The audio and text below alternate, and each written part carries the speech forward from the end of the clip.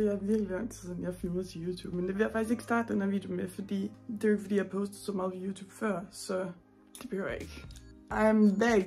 Det er overhovedet ikke rigtigt, for jeg kommer til at poste den her video, og så kommer der til at ske det samme. Lige nu er jeg tilbage, i hvert fald. Der er ligesom en anledning til at filme, fordi det føler jeg altid, der skal være. Det er så den her weekend, og det er derfor, jeg vil filme en hel weekend-vlog. Og jeg ved ikke, om det bliver en halv time lang. Hvis den er, så håber jeg bare, at I faktisk ser det hele, for jeg skal rigtig mange fede ting i den her weekend. Og jeg tænkte lige, at jeg vil lige hurtigt gå over det, og så lad det ligge. Jeg kan lige starte med, det er fredag i dag. I dag skal jeg op og træne, og så bagefter så skal mig og Sofie hjem til Leon og Frederik, hvor Chris kommer. Så holder vi sådan noget indflytterfest. Måske mere bare bliver sådan noget indflytterhygge. Det ved jeg ikke om en ting. I morgen, der skal jeg arbejde, og så skal jeg ses med 6 af mine grundforløbsveninder fra gymnasiet. Anledningen er, at min veninde Clara Cecilia er flyttet til Aarhus. Just like me. Det er det, jeg skal i morgen. Så søndag skal jeg til photoshoot med Gentle og med Sofie. Og rigtig mange andre seje kvinder. Men ja, det var lige et hurtigt lille recap. Ja, klip til jer ude af min lejlighed måske. Ej, der blæser meget i dag. Det er sommervejr. Hej Sofie. Hej. Og du har min maske, hva'? Eller det gør vi ja, ikke. Nej. Gentle bag. Og det har Sofie ikke. Jeg har den derhjemme. Den er derhjemme. Skamer. Booster. Booster. Pre-workout for my protein. Sofies første pre-workout. Nu skal vi træne ben. Ej. Og det var min. Det var min. Det dufter godt til gengæld.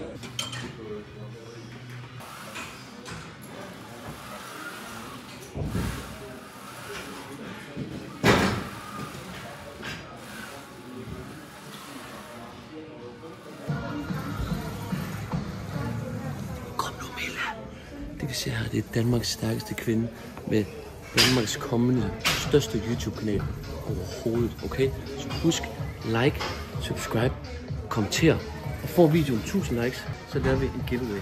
Hvor hvad kan man vinde? Man kan vinde knee-sleeves. Hvad knee-sleeves? Dem der hun har haft på med sved på. Kom og væk. Kom nu. Kom nu. Kom nu. Kom nu. Ned med lysstykken her. Nej. De er uvenner nu. Sådan der, girl power. Der, får lidt dab til folket. Skud ud. Skud ud. Det er det thumbnail. Det er det thumbnail. Vi er færdige med at træne.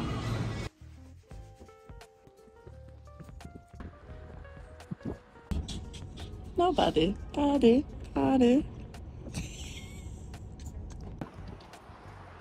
Vi er ved Leon og Frederik lige om lidt. NPC. Ej, er det dem, der spiller Rasmus Seebach gerne? Leon, kommer der? Jeg har taget en nugget med ris på i dag. Hvad er det så? Man måske ikke blogger, hvad du på? Ja, jeg er i fuld gang. Jeg er faktisk ikke med i blogger. Jeg er du vegan. Jeg har tænkt mig at copyright dig, hvis du tager mig med. Det er sygt. Vandret sådan her? Ja. Nej. Chris han laver lige haul for os med sit nye sponstøj. Mille, jeg har sagt til dig. Mig. Fy for helvede. Fucking sure sokker. Jo, de var sgu da fucking sure. Fucking put.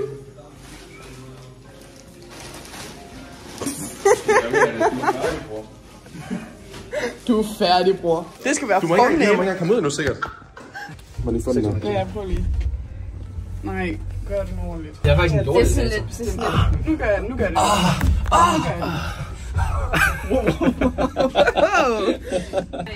Hvordan skal vi reagere til Mille, der går baglæns sådan der? Jeg lyver bare. Jeg har ikke nogen god angle. Vi skal til højre her. Hvis jeg kigger lige ind i kameraet, ikke? Så føler jeg lige en psycho. Det gør du også. Jeg bliver nødt til at tage billeder af det der. Du ligner en kriminel. Går du sådan der? Ja. Jeg har fået sygt mange AI-kommentarer. Folk de tror, jeg er AI. Og jeg ved ikke, om det er godt eller dårligt. Det er du. Jeg ved ikke, hvad der sker. Nej. Gør det bare. Ja, jeg gør det. 360. Fuck, det er last. Hvor er du så stor dernede fra? Eller sådan generelt? Bare hold da kæft. Altså fuck, det er let for lægen at finde dine... Holy moly. Det er så fast sådan her.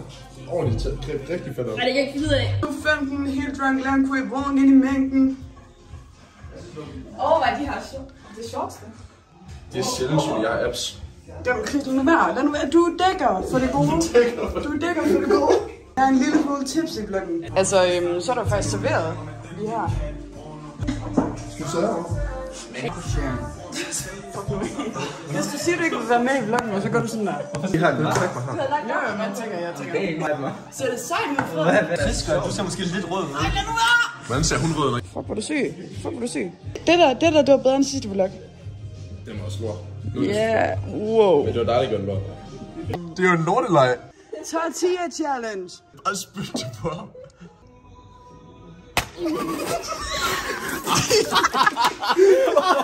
Det går fucking godt. Hvem fuck vandt så? Hvem vandt? Jeg er nødt til at slå. Ej, må ikke se det? Min cheeks. Det er godt, jeg har det på kameraet. Du mener ikke stå der, så mig spejlet. Nej. Vis det lige igen. Nej. Jeg er ked af det. Jeg er ked af det. Miu. Prøv at vente, om du har spist så meget i forvejen. Hallo? Jeg har ikke engang lyst til at spise det. Det smagte sådan lidt af menneske. Fy for helvede. Buckle up, man. Nå, så er der Uno. Jeg gider sluk med den lortevlog. Der er low-key drinks over det her. Jeg føler, at jeg satte en sang i queue. Sluk den lortevlog. Fuck, jeg tror, jeg så skarp ud, så langt det. Hvad er det, tror jeg? Det gør ingen mening, den her film. Det er kun Leon, der er engageret. Jamen, altså, jeg forstår ikke, altså, hvordan kan du fejle i den der drøm? Altså, hvordan kan du... Altså, det er en lortefilm. Altså, hvad fuck er det, du plot? Altså, Yes, på med brillerne omvendt.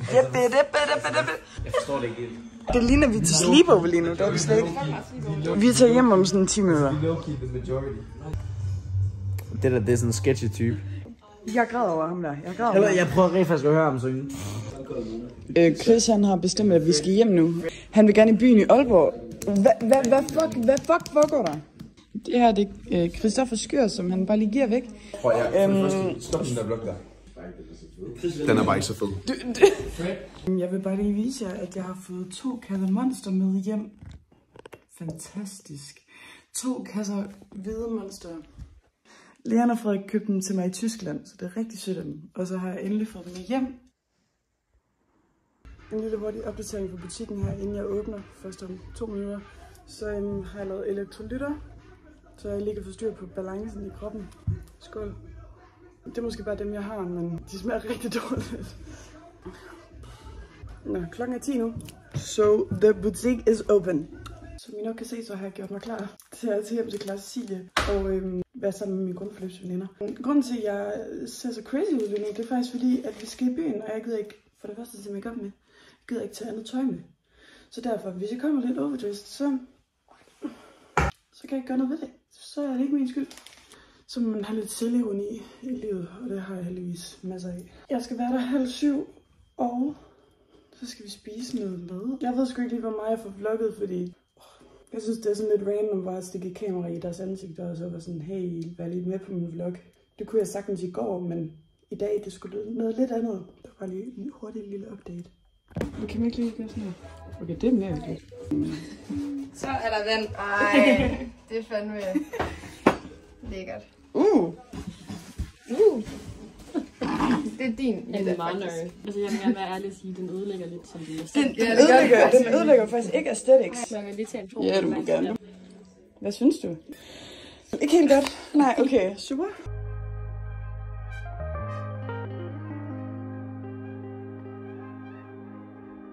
Tag den videre.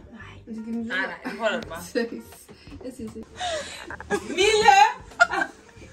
Hvad? Mille? Ja? Tag en lige. Jamen, jeg prøver. Mille, styr en. Det er så ærligt. 2 mennesker på en strand. 2 hjerter i brand. Hey! Rebecca. Nej, du har stadig alkohol. Du kan sidde og stå engang op og noget. Nå.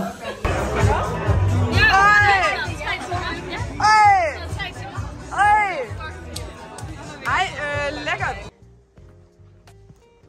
Det er nu blevet dagen efter, og jeg har lige gjort mig klar til fotoshoot. Wow, lyset, hvor er det? Der. Jeg er sgu lidt nervøs. Altså, det er jo ikke fordi, jeg ikke har prøvet det før. Alligevel. Nu skal jeg mødes med Sofie nede på bussen Jeg skal gå om 5 minutter, så jeg går nu. Hvad så, din lille julenisse? Er det lidt det, der er den fucking julenisse med den røde trøje? Hallo? What the fuck? Sofie, du er helt vild i dag. Du er helt vild. Ej, så er man fyldt. Ej, nej. Vi skal med 1A. Ej, hold kæft, der er godt vejr i dag. Ej, Sofie. Altså, jeg så jo faktisk stilet ud. Men sådan, hvad fuck er det? Vi sidder i bussen. Ikke så meget der. Vi ved ikke, hvor vi er henne. Vi ved ikke, hvordan man kommer derhen. Vi skal hen til Åbyhøj. Sofie fører vej. Hun er ældst jo. Vi er ankommet til, Åbyhøj. Og vi prøver at finde fotostudiet. Vi skal dreje til venstre. Skal vi det? Ja, vi skal dreje til venstre. Ja. Jeg har styr på det. Skal vi faktisk ikke. Se som lidt. Backgrounds. Så er vi her Sydbækvej 29. Altså, vi har lige taget vores Tesla hen, så... Det er min, og det er Milles. Ja, det er min private. Det er Sofies. Vi prøver at finde indgangen, eller hvad? Yep, det tænker jeg. 29 lige der. Hvad synes du? Det er så sygt. Den åbner lige. Ej, hvor fint. Ej, hvor fint. Jamen, det var det. Er vi her med Jensen? Første sæt tøj og Første sæt unlocked, eller hvad? Kom nu! Skal vi ned her? Hvor er det? Nej. Åh nej.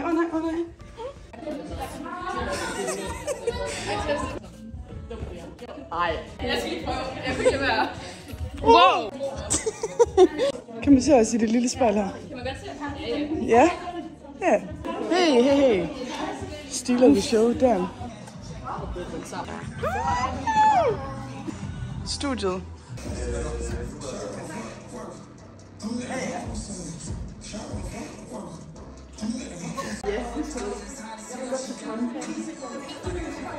Wow. Ja.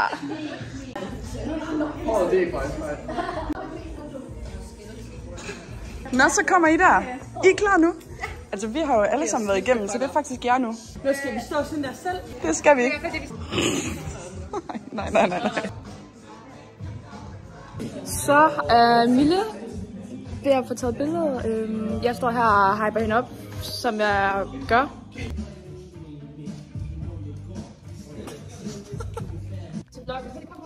Hej, søde Amalie.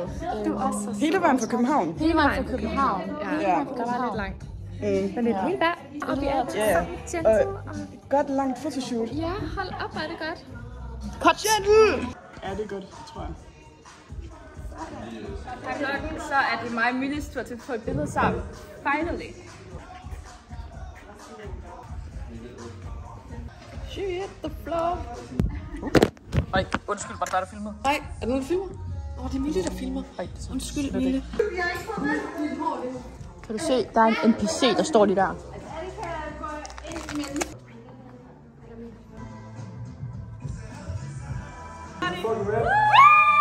Hej.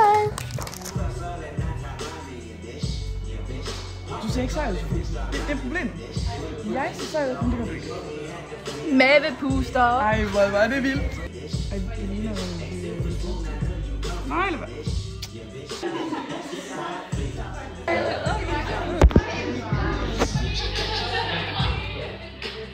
Ej, det bliver godt. Ej, det bliver spændende. Ja. Der er vi sammen på nice. Men jeg vil gerne have dem.